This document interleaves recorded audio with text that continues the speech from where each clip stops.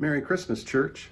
I'm Jim Hodge, pastor of the Aldersgate United Methodist Church in Grand Rapids, and I'm here to introduce someone who has been at the head of our COVID response and our faithful response to keep one another well and safe. Here is a special message from our Bishop, David Bard.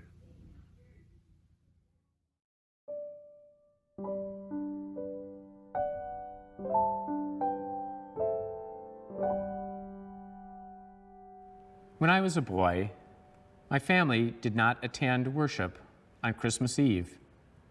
My dad was raised a Catholic, but never practiced as an adult. My mom's parents were only marginally churched, and while my mom did what she could to get us to church sometime, Christmas Eve was not one of those times. I guess you could say we were Easter and sometimes church members. I don't really recall the first time I went to church on Christmas Eve. Was it when Julie and I were dating? As a pastor, though, it was very clear that attendance at Christmas Eve worship was a requirement. Christmas Eve worship now touches me deeply and carries with it a treasure trove of memories, beautiful and wonderful associations.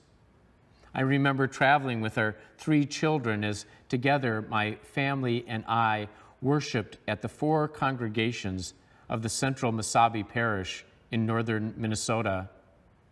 We had promised our kids that we would find a place to eat dinner along the way, only to discover that even McDonald's closed early. Gas station snacks would have to tide us over. Yet it was an evening filled with joy. Churches full, songs richly sung, people's spirits joyful and peaceful at the same time. I recall many services ending as sanctuary lights were dimmed, candles lighted, and silent night sung. When I was the pastor leading those services, I was among the last people to leave the church, stepping into the cold quiet of a December evening as midnight neared, grace as palpable as the frosty air on my cheeks. It had happened again. God in Christ born into the world, this time into my own heart and soul.